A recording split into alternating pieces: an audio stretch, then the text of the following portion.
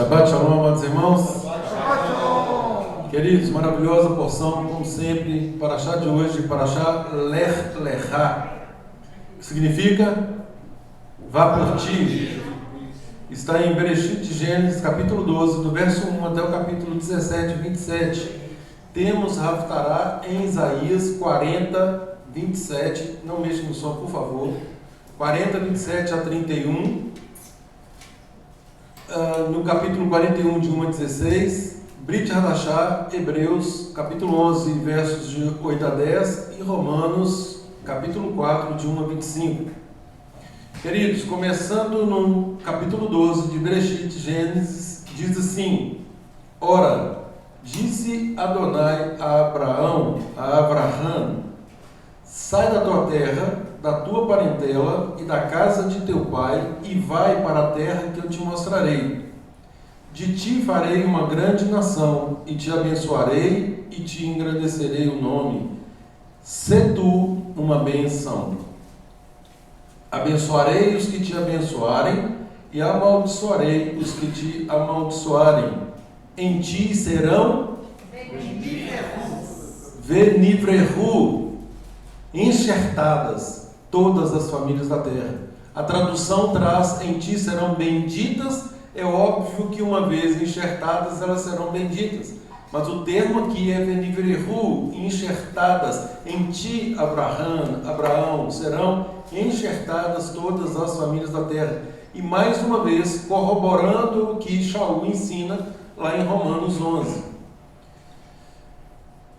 Verso 4: Partiu, pois, Abraham, como lhe ordenara Adonai, e Ló foi com ele. Tinha Abraham 75 anos quando saiu de Harã. Isso mostra o que, gente? Nunca é tarde, 75 anos. E o Eterno está aqui com um chamado para que ele tome uma atitude, e nós vamos falar muito sobre isso hoje. Levou Abraham consigo a Sarai, sua mulher, e a Ló, filho do teu irmão, e todos os bens que haviam adquirido, e as pessoas que lhes acresceram em Harã. Partiram para a terra de Canaã e lá chegaram. Atravessou Abraham a terra até Siquém, até o carvalho de Moré. Nesse tempo, os cananeus habitavam essa terra. Apareceu Adonai a Abraham e lhe disse: Darei à tua descendência essa terra. Ali edificou Abraham um altar a Adonai que lhe aparecera.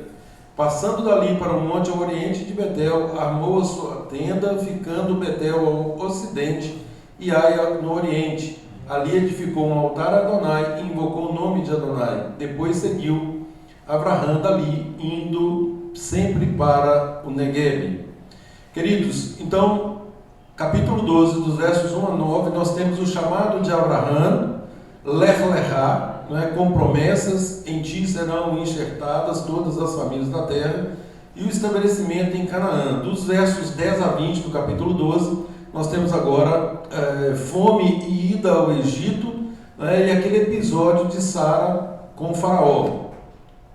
No capítulo 13, dos versos 1 a 18, nós temos o retorno a Canaã, a separação entre o sobrinho Ló e Abraham, e a renovação da promessa pela terra. No capítulo 14, de 1 a 24, temos a guerra dos reis, o resgate de Ló e o encontro com Melquisedeque.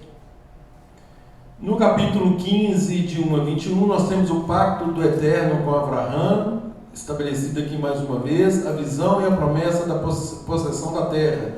No capítulo 16, versos 1 a 16, nós temos aí aquele episódio de Agar, o nascimento de Ismael e a tensão doméstica que se criou por conta disso. A questão aí de não aguardar a vontade do Eterno ou querer fazer no lugar do Eterno. Esse foi o resultado. E no capítulo 17, que é a parte final da porção de hoje, de 1 a 27, nós temos a mudança de nome tanto de Abraham quanto de Sara. Avram passa a ser Abraham e Sarai passa a ser Sara. Nós temos também a instituição da Brit Milá, da circuncisão, como um sinal perpétuo do pacto. E aí os mandamentos relativos à circuncisão. Queridos, ler lerá. A primeira coisa que nós temos que compreender o que significa isso. Porque todos aprendemos que Abraão, ele ouviu o chamado do Eterno e ele obedeceu. Está correto? Está correto, mas em que circunstâncias ele obedeceu? O que significa efetivamente ler lerá? Vai por ti mesmo. E aí, queridos, como diz o Evandro, né, a maior ficha que tem que cair para nós é o significado desse sai por ti, vá por ti, que significa saia, gente, presta atenção nisso aqui, saia desse estado que o mundo te formou e te moldou e volta a ser quem o Eterno te criou para ser. Ou seja, abandone essa formatação de mundo e retorne ao seu Criador. O mundo nos formou a todos totalmente contrário à forma que o Eterno nos criou para ser. O mundo está indo numa direção e o Eterno agora nos chama às raízes, nos chama a techuvá, ao arrependimento, nos chama a mudança de postura e, obviamente, de vida. Isso esse é o sentido real de ler lerá. Vá por ti. E aí, isso lembra o que nas palavras de Yeshua? Ou seja, saia desse estado que o mundo te moldou e te formou e volte a ser aquilo que o Eterno te criou para ser. O que Yeshua nos disse que nos lembra isso? No princípio não era assim. Mais do que isso, negue-se a si mesmo. Negue-se a si mesmo. Negue tudo isso que o mundo está te oferecendo, que o mundo está fazendo com você, e volte a se relacionar com o Eterno. Esse é o real sentido da expressão ler lerá. Nascer de novo. E aí, com certeza, e aí é o seguinte, lá em Hebreus 11, lá em Romanos 4, diz exatamente isso, né? Abraão confiou. Na tradução de muitos, Abraão creu. E isso lhe foi imputado para a justiça. Isso tem a ver, gente, lá em Romanos principalmente, tem a ver com o instituto da justificação. E o contexto ali era exatamente o que Shaul estava explicando acerca do nosso estado geral perante o Eterno, no sentido de que nós mesmos, por nós mesmos, não conseguimos agradar ao Eterno ao ponto de cumprirmos todos os mandamentos que Ele nos ordena, nada obstante, e óbvio que nós temos que buscar fazer isso, mas nós somos justificados. A justificação é por um elemento externo. A justificação é pelo sacrifício do Mashiach e Yeshua, e Shaul trata disso lá no capítulo 4 de Romanos. O que foi imputado para Abraão como justiça? É porque contra todas as circunstâncias ele confiou, ele de fato abandonou todos os conceitos, tudo aquilo que estava arraigado consigo, e confiou na palavra do Eterno. E essa confiança resultou numa emuná ativa. Temos falado sobre isso, emuná ativa. O que é uma emuná ativa? Emuná ativa, gente, é ouvir e prontamente obedecer. É voltar ao que o nosso povo prometeu ao Eterno quando recebeu a santa instrução dele, a Torá. Faremos e ouviremos. Ou seja, essa fidelidade de fazer, independentemente de entender, não tem nada a ver com abstração, tem a ver com uma confiança embasada num relacionamento. Eu sei a quem eu estou servindo, eu sei quem está me dando a ordem. É o caso de Abraão. Ele ouve a ordem do Eterno e ele prontamente obedece.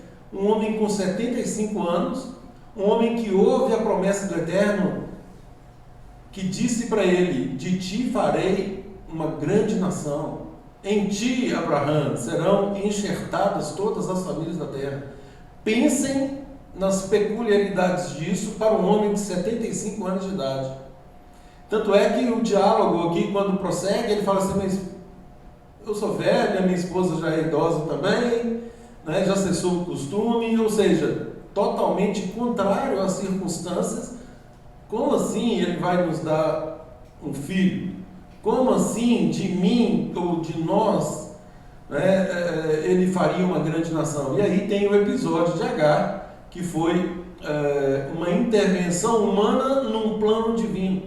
O Eterno não pediu nenhuma ajuda nesse sentido, e por óbvio ele não precisava disso, né? Mas essa intervenção humana no plano de Deus, né, quando ele próprio deu a promessa de antemão, ou seja, de antemão não precisava de fazer nada, era só aguardar, era só continuar confiando que ele ia fazer. Mas a intervenção humana, sobretudo aí de Sara, fez com que houvesse aí o nascimento de Ismael. E o conflito que estamos vivendo até hoje, né, mais de 3.000 anos se passaram, quase 4.000 anos, e nós estamos sofrendo as consequências dessa atitude.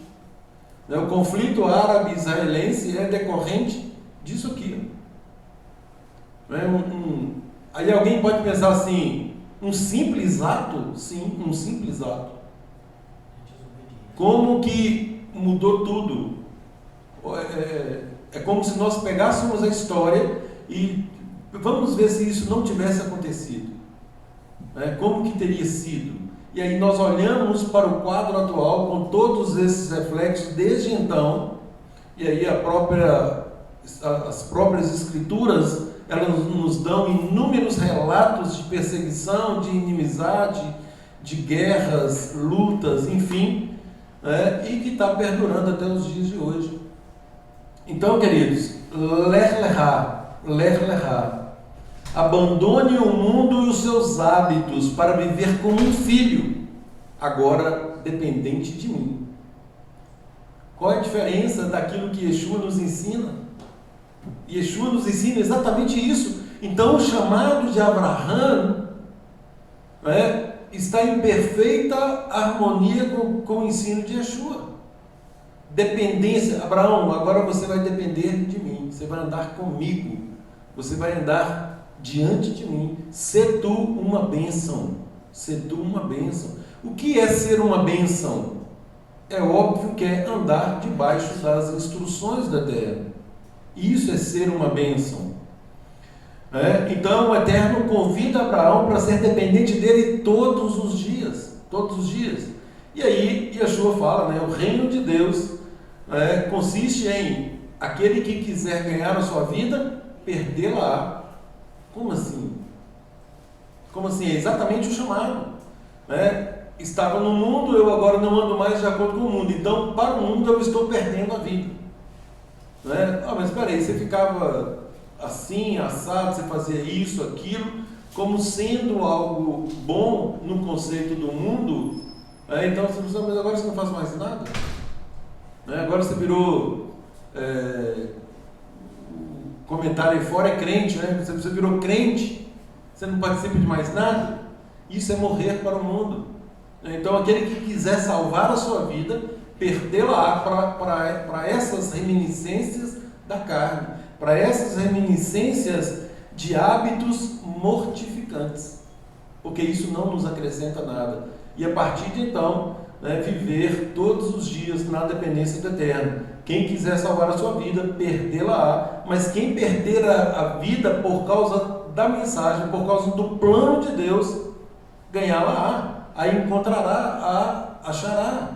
Ou seja, dentro daquilo que conversávamos mais cedo, o nosso propósito é o Olam Rabá, é o mundo vindouro, aquilo que o Eterno promete àqueles que lhes forem fiéis. A palavra é clara nesse sentido, fala que os justos, diga-se justificados pelo sacrifício de Yeshua, herdarão o quê? O céu? Herdarão a terra. Os justos herdarão a terra. mas os ímpios serão dela desarraigados, ou seja, serão arrancados com raiz e tudo e lançados fora. Então, gente, esse é o propósito, o pacto que foi feito aqui com Abraão, desde o primeiro momento, foi nesse sentido: abandona, vai por você mesmo, negue-se a si mesmo e faça isso como uma consequência agora da dependência que você vai viver comigo, daqui para frente, doravante, daqui em diante. E outra não é a proposta que Yeshua nos apresenta, é exatamente essa, né? De vivermos, de abandonar, de perder a nossa vida e ir por nós mesmos.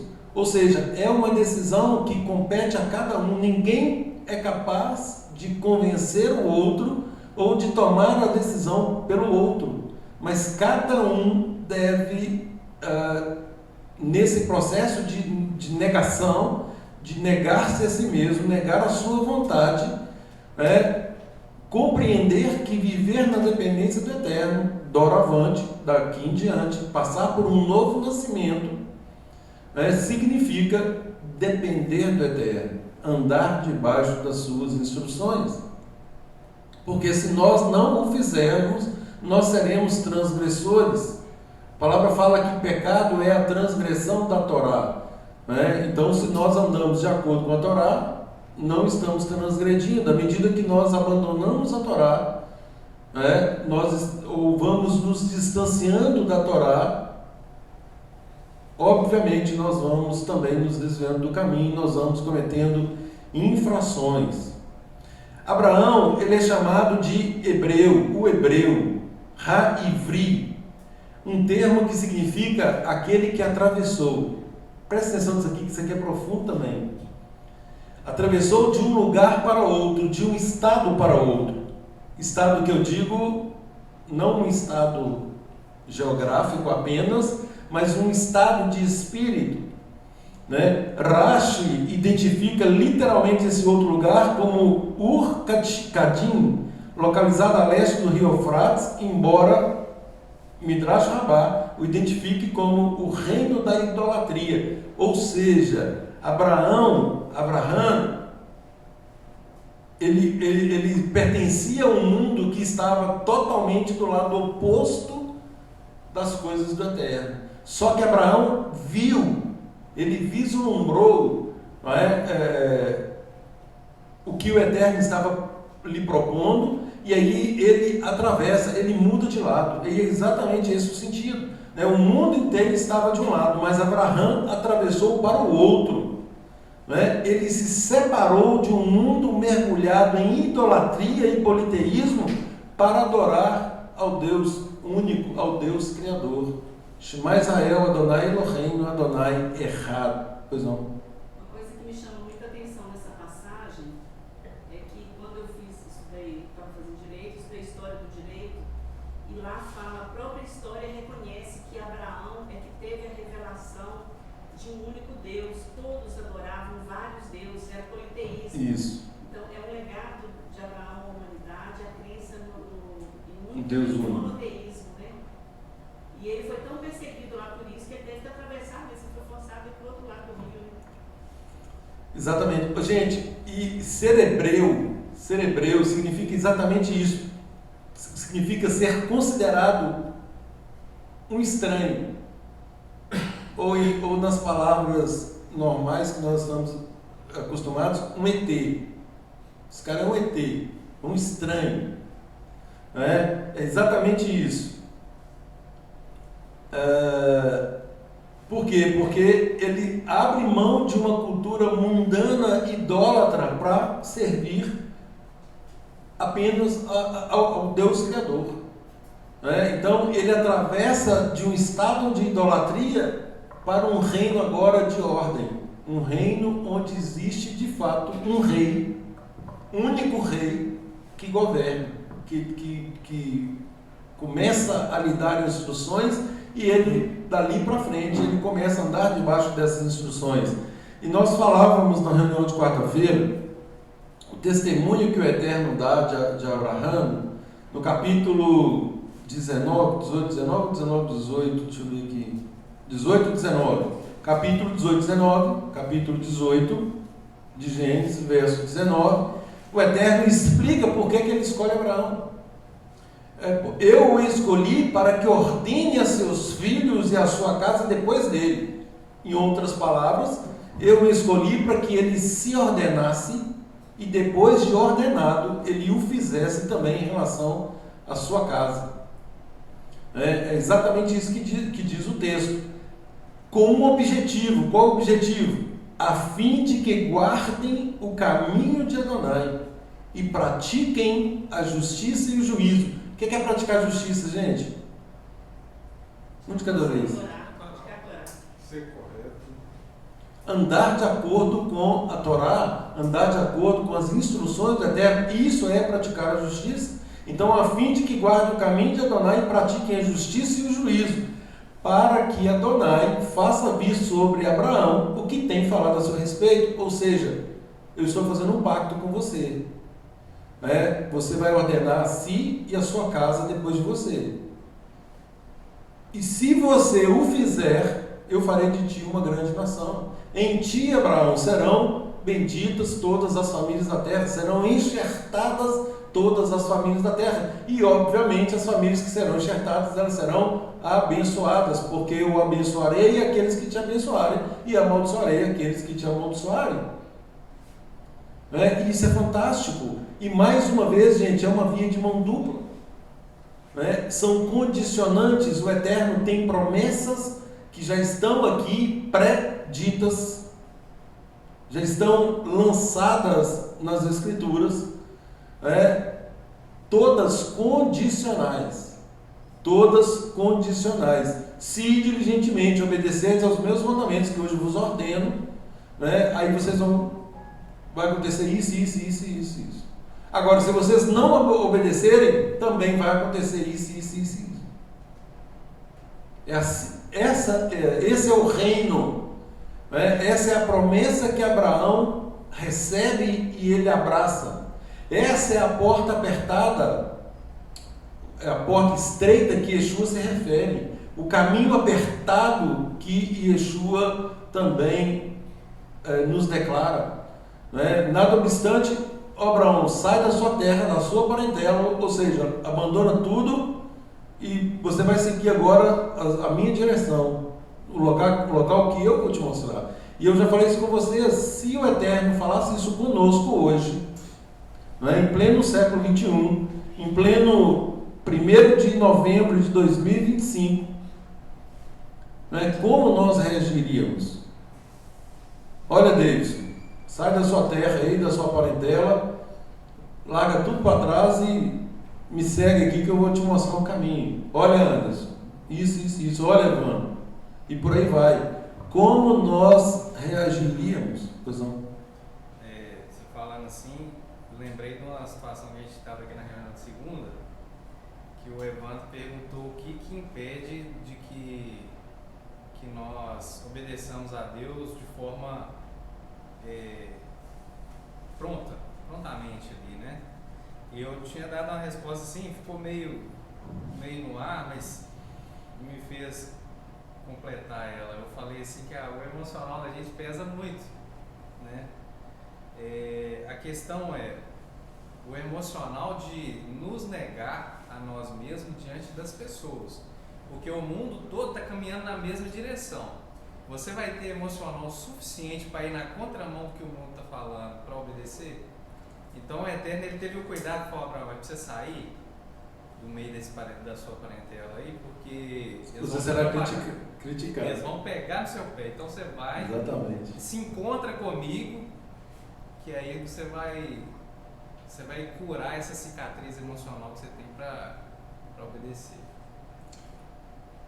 Pois é, muitas vezes ficamos presos às circunstâncias, à opinião alheia, a despeito de declararmos ou de declarar o nosso amor pelo Eterno. Nós ficamos pensando o que minha mãe, o que meu pai, o que minha avó, o que minha tia, minhas primas, meus primos dirão desse caminho que eu escolhi. E Josué escutou: ser forte e corajoso, eu estarei contigo. Pois é, a questão é colocar isso em prática. A teoria nós sabemos, né? Agora, na hora de colocar em prática, e aí aquilo que nós falávamos há pouco, né, no cortejo da Torá, como estamos praticando? Qual é o nosso real testemunho? E o nosso maior testemunho, gente, o real, é aquilo que nós vivemos, nós relacionamos, tanto dentro do corpo quanto dentro de casa. Os dois lugares mais críticos e ao mesmo tempo visíveis, né, do que estamos nos tornando, né, primeiro em casa, inegavelmente. O cônjuge sabe do outro, o filho sabe dos pais, os pais sabem dos filhos. No corpo do Mashiach, no conceito de corpo, no relacionamento interno de uma sinagoga, os irmãos também vão à medida que vão se relacionando, né, vão se aperfeiçoando e também sabem, né, do comportamento de cada um. Nós sabemos quem tem propensão para se firmar e quem tem propensão para cair. E aí a importância do corpo é exatamente a questão do suporte, suportar uns aos outros, né? Vamos dando suporte aí para ver se saímos todos juntos lá na frente. E a única coisa, gente, a única coisa que impede que saiamos juntos lá na frente é a própria pessoa. Porque é uma vontade dela, é uma decisão dela. Porque muitas vezes a própria pessoa, ela não quer o suporte. Ela quer outra coisa, menos o suporte. E isso está no conceito de amar o próximo. Dar esse suporte está no conceito de amor ao próximo, de querer que o próximo rompa com esse sistema e vá por si mesmo. Rashi faz um outro comentário, gente, magnífico também. Ele fala assim, olha, faça isso porque isso é para o seu próprio benefício. É o Eterno olhando as circunstâncias de Abraão, vendo aquela idolatria toda, aqui, sai daí, é para o seu próprio bem. Então, nada obstante parecer algo inicialmente ruim, nota-se que isso vai ser uma bênção para ele, é para o seu próprio benefício, ou seja, inicie a sua própria jornada para com o Eterno, inicie o seu processo de techuvá urgentemente, é isso que significa. Quanto mais rápido você fizer isso, mais benefício você terá. E aí, mais uma vez, uma passagem que eu amo lá na Brit Hadashah, Yeshua fazendo a comparação com os trabalhadores da vinha. Aquele que chega cedinho na vinha, fica o dia inteiro na vinha, ou seja, foi chamado cedo e ficou a vida inteira, nesse caminho precioso, ouvindo e seguindo, na medida do possível, as instruções do Eterno.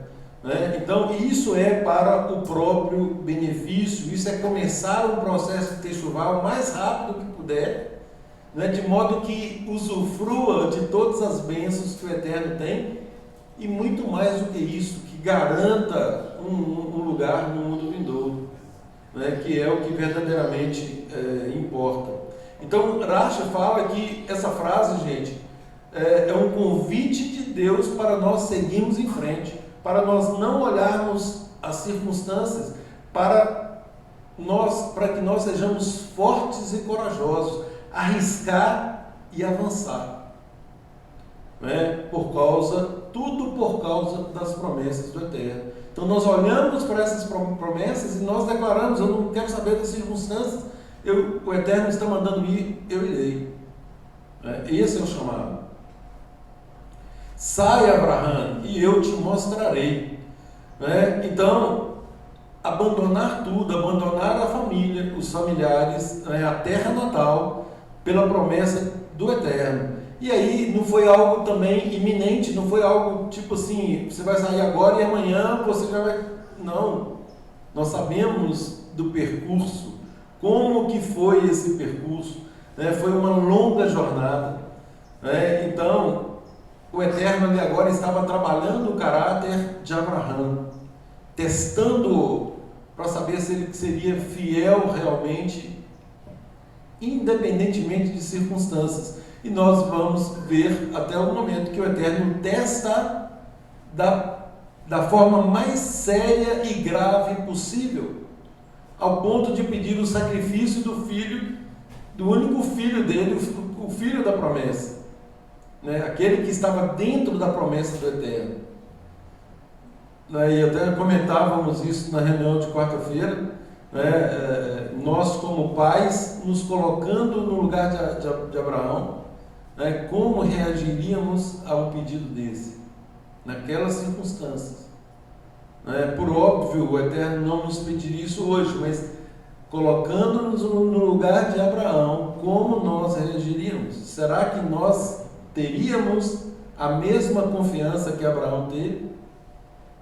Será que se passássemos por um teste desse, nós seríamos aprovados?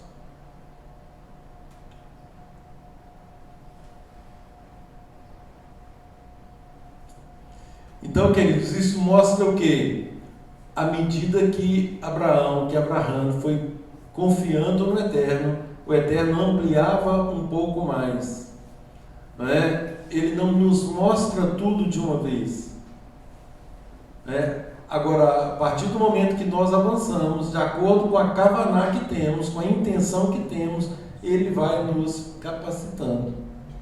É isso que eu acho maravilhoso nessa porção, é que ele foi caminhando, desenvolvendo um relacionamento com o Eterno, e à medida que ele foi se relacionando, a intimidade para com o Eterno foi crescendo, ao ponto de, sim, agora o Eterno cumpre na vida de Abraão aquilo que ele prometeu.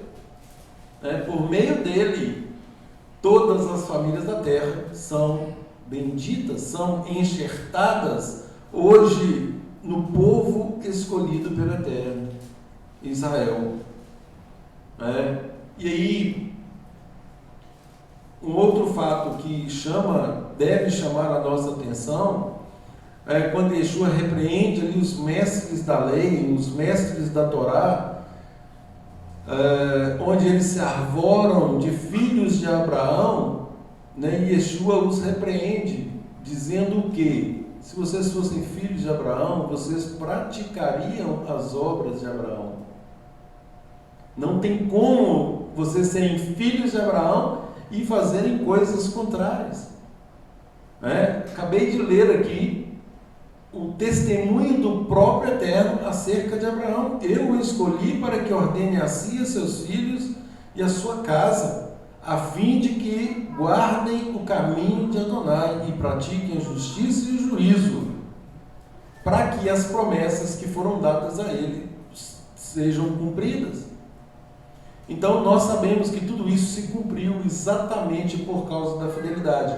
E lá em Hebreus, que é Haftará, da porção de hoje, fala exatamente isso, né? Que Abraão, ele sabia que o Eterno poderia até mesmo ressuscitar o seu filho caso ele consumasse. E tanto é que todos os comentaristas falam que, de fato, no coração ele sacrificou Isaac, ele renunciou a Isaac. E se ele não tivesse sido interpelado naquele exato momento, ele teria matado o filho. Mas para ele isso não importava. Por quê? Porque ele tinha tanta confiança no Eterno, confiança tal que lhe deu a certeza de que o próprio Eterno ressuscitaria esse menino depois de morto. Menino não, porque pela contagem ele já estava com entre 30 e 33 anos de idade. Mas é o nível de relacionamento que ele conquistou com o Eterno. Um relacionamento a tal ponto. É fantástico isso.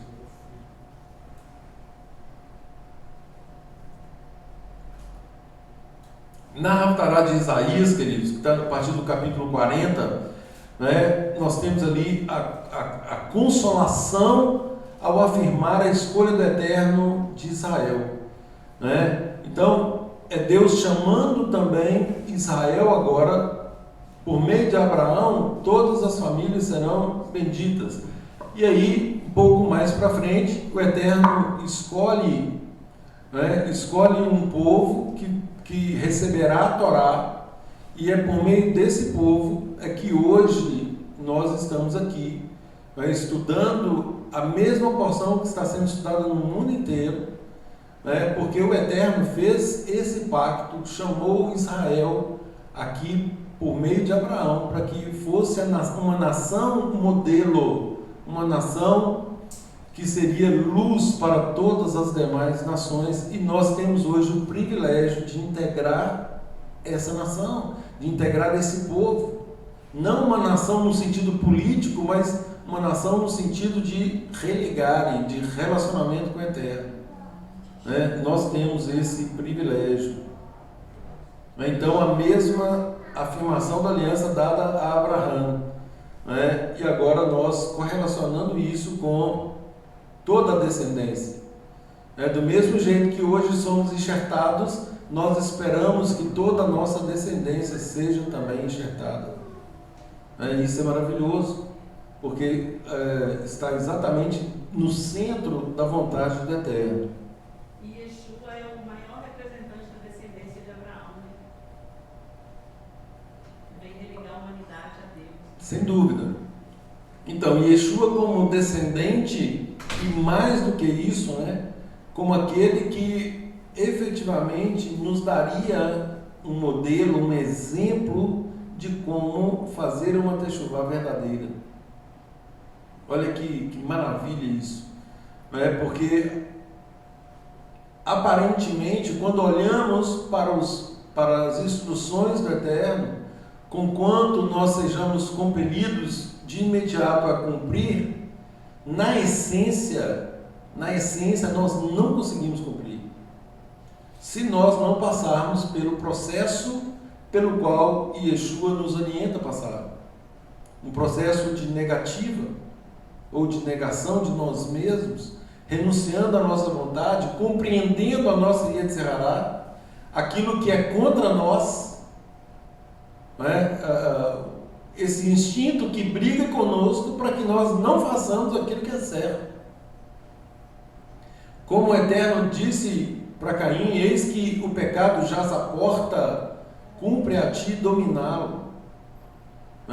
Ou seja, o que ele está dizendo? O seu desejo será contra você.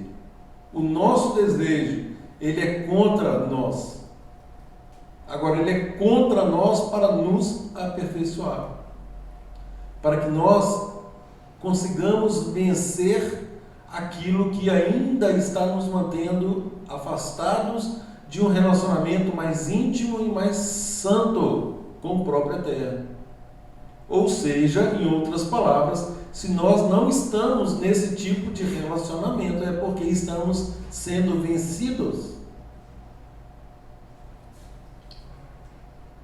E quando nós conhecemos essa natureza, a exemplo do que Shaul também relata lá em Romanos, no capítulo 7, início do capítulo 8, miserável homem que sou, quem me livrará do corpo dessa morte?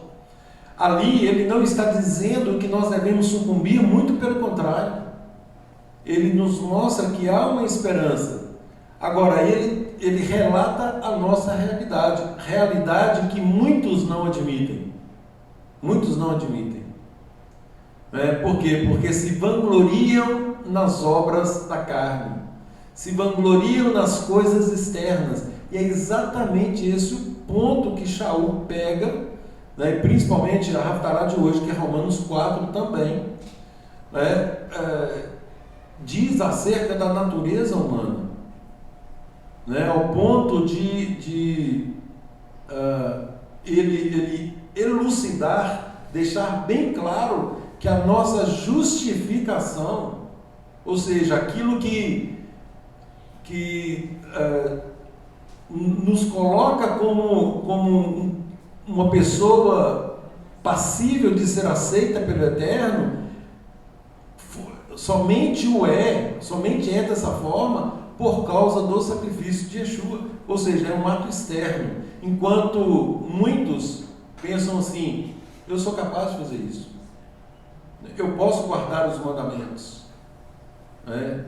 Volto a dizer, nós devemos guardar os mandamentos, é um dever. A questão é guardar na essência do próprio mandamento. Nós, infelizmente, ainda não conseguimos. E aí entra a promessa do próprio Eterno: aqueles que estão no processo de techuvá, aqueles que são enxertados Beniverehu em Abraham, em Israel, por consequência, por meio do sacrifício do Mashiach, por consequência, agora são capacitados. Atos 5:32. O Eterno concede o Ruach HaKodesh, o Espírito do Santo, àqueles que lhe obedecem. Aí sim, a partir dessa capacitação, que Yeshua também adverte os seus discípulos: não saiam daqui, não saiam de Jerusalém, até que do alto vocês sejam revestidos de poder. Esse poder é o Ruach HaKodesh, é o Espírito do Santo que nos é dado com uma finalidade precípua, que é exatamente andarmos de acordo com as instruções do Eterno e não mais de acordo com a nossa vontade. Então, é a convalidação, é a chancela que nós precisamos para negarmos a nós mesmos. E aí reconhecer que de fato a nossa justiça provém do Mashiach, Yeshua, e que agora nós vamos obedecer, por óbvio. Nós estamos num caminho, de retorno, de techuvá. Nós vamos obedecer por causa do sacrifício do Mashiach. E também pela capacitação que nós recebemos do próprio Eterno. Lá em Jeremias 30, capítulo 31, o Eterno faz a promessa da nova aliança. Não é outra aliança, é uma renovação de aliança. Então, por meio de Abraham, Benivrehu, serão enxertadas todas as famílias da terra. E aí agora o Eterno diz lá em Jeremias 31, que ele renovará a aliança com o mesmo povo, escrevendo a Torá agora no coração.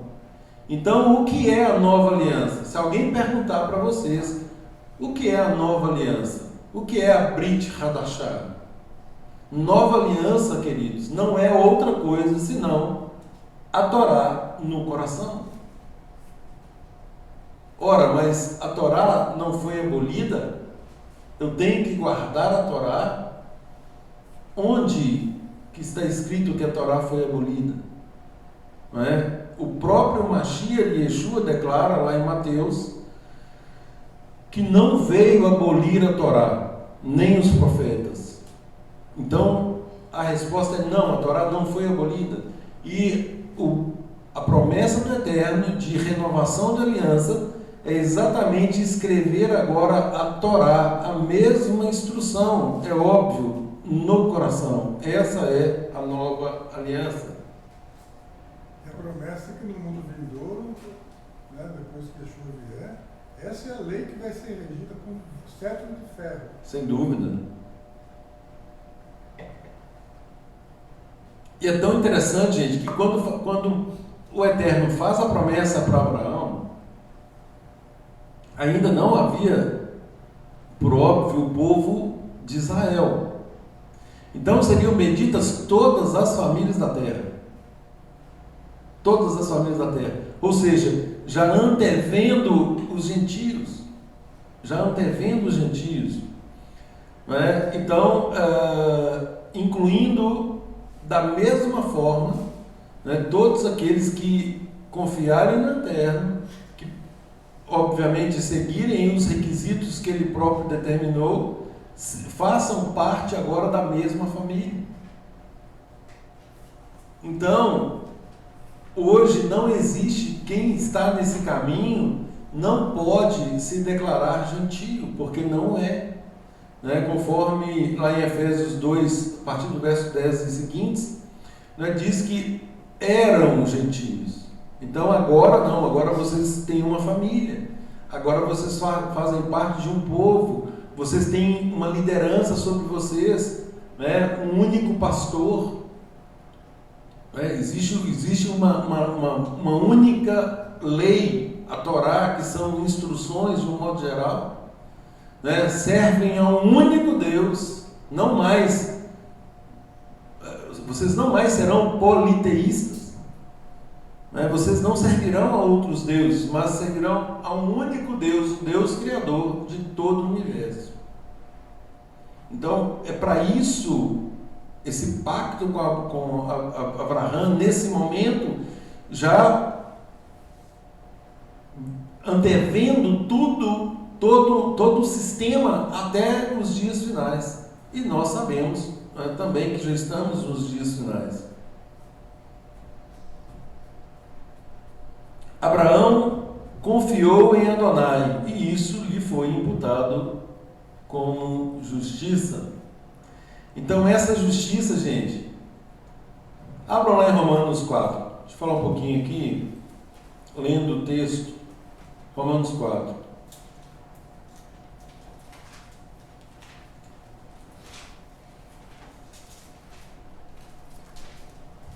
Que, pois, diremos, ter alcançado Abraão, nosso pai, segundo a carne? Porque se Abraão foi justificado, prestem atenção, o contexto aqui é justificação. Justificação, queridos, é se apresentar digno na presença do Eterno. Então, o questionamento que Shaul faz aqui, porque se Abraão foi justificado por obras, ele teria do que se gloriar, porém não diante de Deus. Ou seja, aquele que se gloria pelas obras, ele não pode fazer isso diante de Deus. Por que ele não pode fazer isso diante de Deus? Porque Deus conhece a nossa kavaná, a nossa intenção, ou o nosso coração, como muitos dizem. E aí ele diz, ora, o que diz a Escritura? Abraão, aqui está, creu, né, confiou, processo de emuná, creu em Deus, e isso lhe foi imputado para a justiça. Ou seja, ele confiou antes, é uma ação antecedente. Ele confiou, e isso, essa confiança, essa emuná ativa, pronta, né, uma obediência imediata, lhe foi imputado para a justiça. É aquela coisa, é mais ou menos assim, é óbvio que o Eterno sabe todas as coisas, mas é como se eu ministrasse aqui um ensino, e antes de eu terminar de ensinar, todo mundo já está fazendo aquilo que o ensino determina. É a mesma coisa. Emuná ativa. Aquela emuná que é uma mola propulsora de comportamento. Não vamos agir. É o que aconteceu, queridos, lá em Atos, quando Pedro faz aquela exposição, né, e aqueles que ouviram ficaram estupefatos e disseram, e declararam, e exclamaram: que faremos, pois, irmãos? Que faremos? Né, como se dissessem: estamos perdidos, que faremos? O que eu tenho que fazer? Essa é a emuná ativa, né, aquela que impulsiona a agir de acordo com as instruções.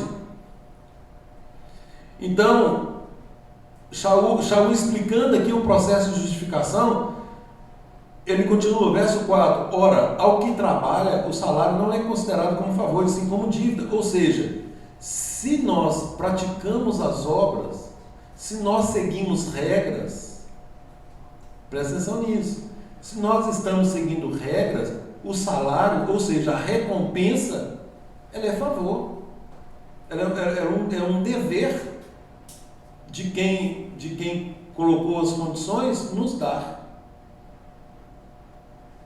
Conseguem captar isso aí, gente? Ao que trabalha, ou seja, se eu estou praticando obras e eu me glorio nisso, eu já recebo por si só ali o resultado dessas obras. Aí vem o verso 5, mas o que não trabalha, porém crê. O que está na versão judaica aí? O 5. Toda. Porém, ao que não trabalha, mas crê naquele que justifica o ímpio, a sua fé lhe é contada Como justiça. Então, o texto é o mesmo. Então, assim, todavia, no caso daquele que não trabalha, mas confia naquele que transforma pessoas impiedosas em justiça, sua confiança lhe é acreditada como justiça. Que versão é essa? Judaico. Ué, qual que é o Rodrigo leu aí? A minha também é judaico. Totalmente diferente. Tem até escrito em hebraico É o também. mesmo versículo? É, verso 5, né? Lê de novo, Evandro. 5. Eu vou ler do 4 para não ter tanta confusão. O pagamento do trabalhador não é acreditado por causa da graça, mas porque ele é devido. Todavia, no caso daquele que não trabalha, mas confia naquele que transforma as pessoas impiedosas em justas, sua confiança lhe é acreditada como justiça. Então, aqui vejam que o Eterno, vejam que Shaul, ele coloca aqui, naquele que justifica quem? Ele está justificando o justo ou está justificando o injusto? O injusto. Ele justifica o injusto. Então, ao que não trabalha, porém confia, crê naquele que justifica o injusto, essa confiança lhe é atribuída como justiça. Ou seja, não é por aquilo que fazemos, mas por aquilo que o Eterno já fez por nós. É aquilo que a justificação do Eterno para nós, ela só ocorre por meio do sacrifício do Mashiach. Então, nós somente somos justificados por esse ato externo, e não por causa das nossas próprias obras. O Eterno valoriza a nossa fidelidade a Ele. Fidelidade e kavaná, né? Obviamente. E olha, você vê, no verso 6 fala assim: e é assim também que Davi declara ser feliz o homem a quem Deus atribui justiça, independentemente de obras. E para atribuir justiça a uma pessoa, independentemente de obras, só por meio do sacrifício do Mashiach. Não tem outra forma. Felizes aqueles cujas iniquidades, anomias, transgressões são perdoadas e cujos pecados são cobertos. Feliz o homem a quem Adonai jamais imputará pecado. Como assim? Como tem um homem a quem o Eterno jamais imputará pecado? Um de cada vez. Aquele que creu, reconheceu ali que é totalmente dependente do Eterno, carece da misericórdia dele e corre E aceita o sacrifício do Mashiach. Sim. Ele fala assim: eu amo quem me ama obedece meus mandamentos. Então, se a gente obedecer os mandamentos, né, que é a forma que nós provamos que amamos a Ele. Então, ele fala que nós devemos amar Ele de toda a nossa capacidade, de todo o nosso esforço, de todo o nosso entendimento. Quando nós amarmos Ele dessa forma, né, nós vamos estar sendo justos. Aí, nessa condição que nós vamos... Não, essa é uma causa, Evandro, superveniente. Essa é uma causa posterior. Nós estamos ainda no antecedente. Entendeu? Primeiro o antecedente. Vai ficar claro aqui, tem um verso aqui que deixa isso muito claro. Primeiro o antecedente. Nós somos justificados primeiro. Agora, depois de justificados, aí sim, eu fui justificado. Ou seja, eu zerei minha conta perante a terra. Todos nós, pecadores. Quando, no processo de Teshuvá, nós aceitamos o sacrifício do Mashiach em nosso favor, nós temos a nossa conta zerada. Ou seja, o Eterno não imputa mais pecado. Ele não imputa por causa do sacrifício de Yeshua. Aí sim, a partir de agora, obviamente eu sou chamado agora para novas obras, para obedecer, para andar em dependência para com o Eterno. obediente às suas instruções. Então, a obediência às instruções ela é um fato superveniente, não antecedente. E é aí que há a confusão. Deixa eu só ler o texto aqui para você ver. Verso 9. Vem, pois, essa bem-aventurança exclusivamente sobre os circuncisos ou também sobre os incircuncisos? Visto que dizemos, a emuná foi imputada a Abraão para a justiça. Como, pois, lhe foi atribuída? Estando ele já circuncidado ou ainda incircunciso? Ainda incircunciso. Ele não tinha sido circuncidado ainda. E aí ele fala, não no regime da circuncisão, e sim quando incircunciso. E aí vem, verso 11, e recebeu o sinal da circuncisão como selo da justiça pela emuná, que teve quando ainda incircunciso, para vir a ser o pai de todos os que creem, embora não circuncidados, a fim de que lhes fosse imputada a justiça. Então a circuncisão aqui, ela vem como um coroamento. Ela vem como também um ato posterior em decorrência da emuná que ele teve antes. Isso aí é interessante porque depois que ele recebeu essa justificação, Yeshua fala, vá e não peques mais. Então, ele não pode receber essa justificação e continuar. Com certeza, Hebreus fala sobre isso. Fala que aquele que continua, depois de conhecer todo esse processo, passar pela justificação e continuar transgredindo, já não lhe resta mais sacrifício pelos pecados. Por isso que não adianta levantar a mão e dizer que sou salvo. Exatamente. E aí, olha, verso 13, não foi por intermédio da lei que Abraão, a sua descendência, coube a promessa de ser herdeiro do mundo. Shaul aqui estava combatendo a ideia que até hoje reina no meio dos nossos irmãos, que eles acham que é por intermédio da lei. Se cumprir a Torá, ou cumprindo a Torá é suficiente. Por quê? Porque eles não aceitam Yeshua como o Messias, como o remidor, aquele que veio para remir os nossos pecados e nos justificar perante o Eterno. Então eles não aceitam, e Shaul estava aqui exatamente combatendo os nossos irmãos, e é por isso, aliás, que ele é tão odiado até hoje. E tem uma parte, né, você pegando esse trecho, é como se ele estivesse recebendo metade da bênção que tem, né? Tem até uma parte que Shaul fala alguma coisa bem parecida com isso, que ele fala assim, olha, se eles tropeçando já iluminam Romanos bem, 11. Uhum. Né? Imagine quando eles estiverem a plenitude Completo, do entendimento. isso, exatamente. O verso 16 fala assim, olha, essa é a razão porque provém da emuná, para que seja segundo a graça, a fim de que seja firme a promessa para toda a descendência.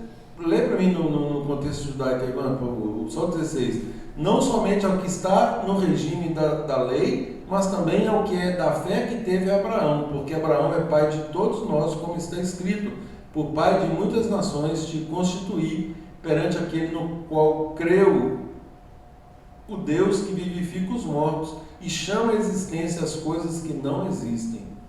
Verso 16, só Evandro. A razão de a promessa ser baseada na confiança é que ela possa vir como presente gratuito da parte de Deus. Isso, a graça aí é presente gratuito. Da parte de Adonai.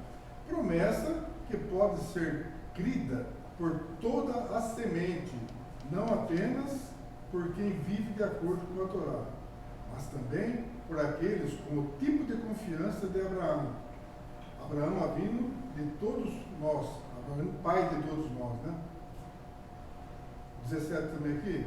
Só 16. Então, queridos,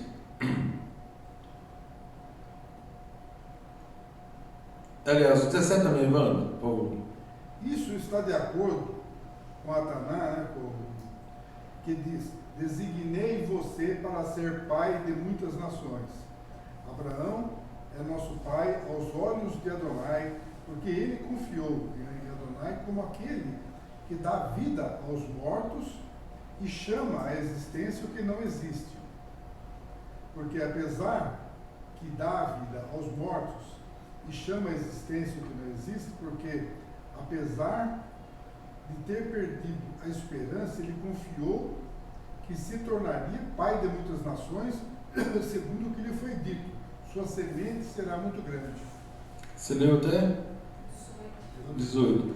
19. E sem enfraquecer na emuná, embora levasse em conta o seu próprio corpo amortecido, sendo já de 100 anos e a idade avançada de Sara, não duvidou por incredulidade da promessa de Deus, mas pela emuná se fortaleceu, dando glória a Deus, estando plenamente convicto de que Deus é poderoso para cumprir o que prometera, pelo que isso lhe foi também imputado para a justiça.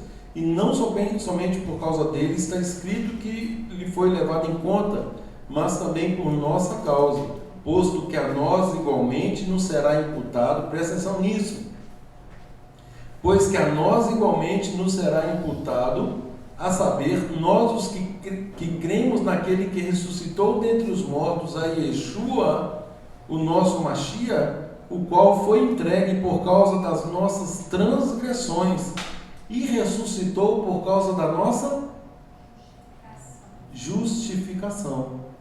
Vejam, queridos, justificação é o assunto, justificação é o contexto de Romanos 4. E é exatamente fazendo aí o fechamento com a promessa que o Eterno faz com Abraão.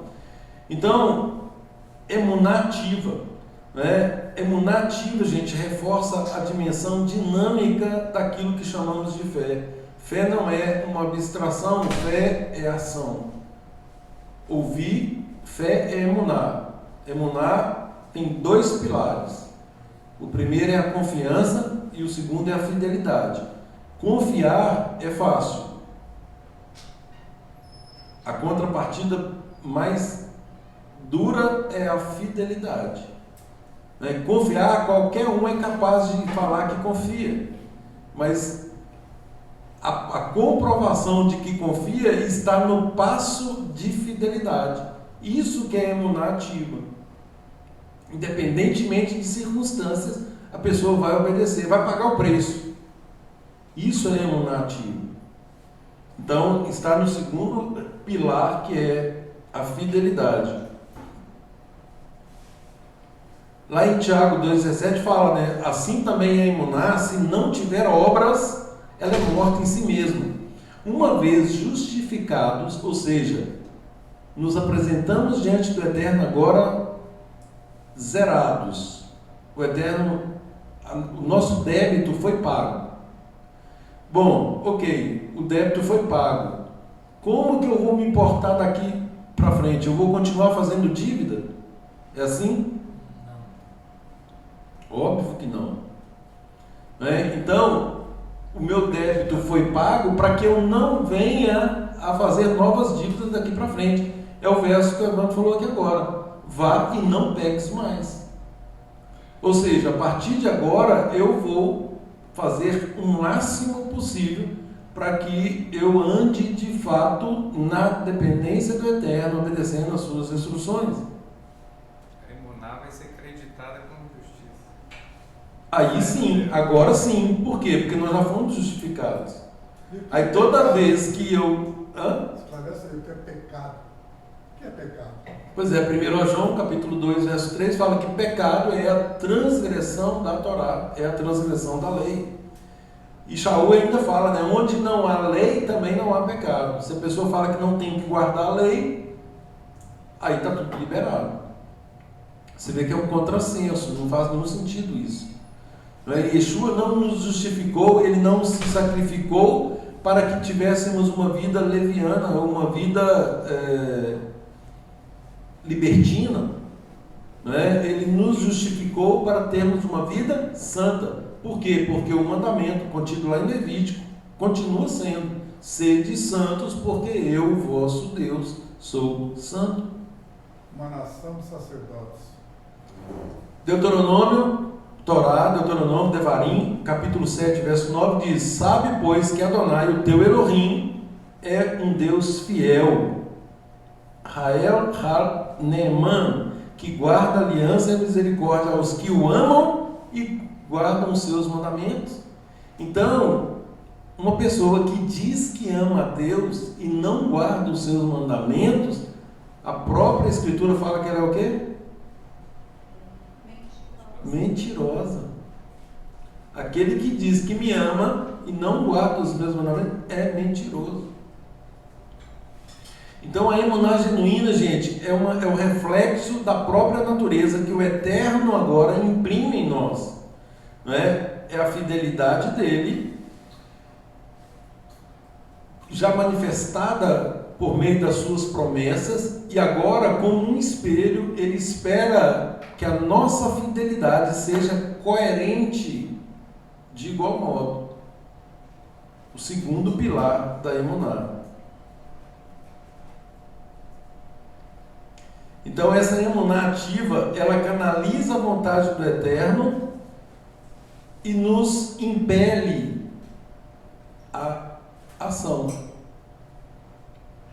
Então, assim, nós sabemos da vontade e essa vontade nos obriga a agir. Se nós permanecermos inertes, nós estamos contrariando a vontade dele. Então, gente, confiança no hebraico é chamado também de bitahon.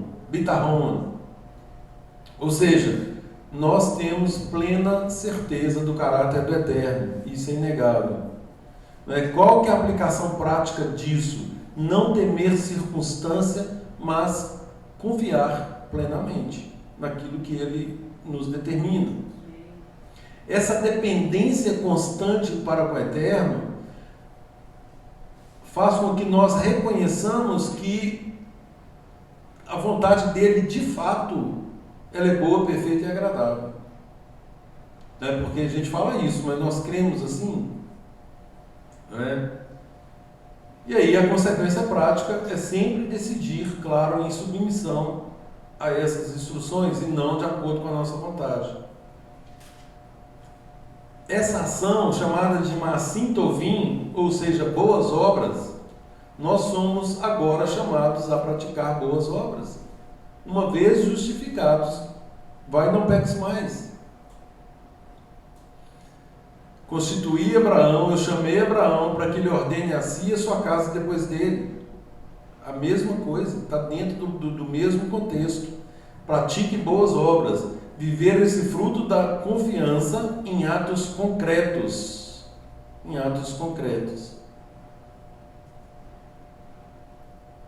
No hebraico tem uma expressão que chama emuná peilá, uma fé operante. É o que Yaakov, Tiago fala também. Sermos operosos praticantes e não ouvintes negligentes. Uma pessoa operosa, praticante, é aquela que atua com proatividade. E, obviamente, se traduz em obediência, humildade e prática de acordo com essas instruções. É viver cada dia na certeza de que tudo procede de Adonai, e que a nossa resposta à sua fidelidade é viver de forma constante e obediente às suas instruções. Então, assim, esse é o ciclo, não tem jeito. E aí, eu enxergo até uma plena compreensão disso, como pode-se dizer para o mundo assim, a fórmula da felicidade. Porque quando a gente crê que o Eterno, tudo contribui para o bem, tudo contribui para o bem. De quem? Daquele que obedece aos seus mandamentos e guarda os mandamentos de Yeshua. Não é isso? Então, se a pessoa entende, tem essa fé, essa fidelidade, e ele acredita que tudo contribui para o bem, então é só ele confiar. Ele não tem que ficar sofrendo, entendeu? Isso aí é uma opção dele. Ele pode se entregar nessa confiança e viver com a alma tranquila. Sem dúvida. O capítulo 5 de Romanos, fechando agora no verso 1, e eu já finalizo. Justificados, pois, Agora nós estamos justificados. Justificados, pois, mediante a emuná, temos o quê? Paz. Temos paz com Deus. Ou seja, né, nós aplacamos o sacrifício do Mashiach mediante o processo de justificação, aplaca toda a ira de Deus. E agora nós temos paz com Deus. Por meio de quem? Por meio de Yeshua, veja. Por intermédio de quem obtivemos igualmente acesso pela emuná. Olha aí. Então, por meio de Abraão, que começou com essa emuná, o descendente dele, que é Yeshua, se concretiza aqui. Ó. Por intermédio de quem obtivemos igualmente acesso pela emuná a esta graça, né, a esse favor imerecido no qual estamos firmes e gloriamo-nos na esperança da glória de Adonai. Que o Eterno nos abençoe, queridos, né, que Ele nos capacite, que possamos compreender o que é verdadeiramente servi-lo, né, com uma emuná ativa, com uma emuná, com uma confiança e fidelidade que nos impulsione a agir de acordo com a vontade dele. Shabbat Shalom a todos. Shabbat Shalom.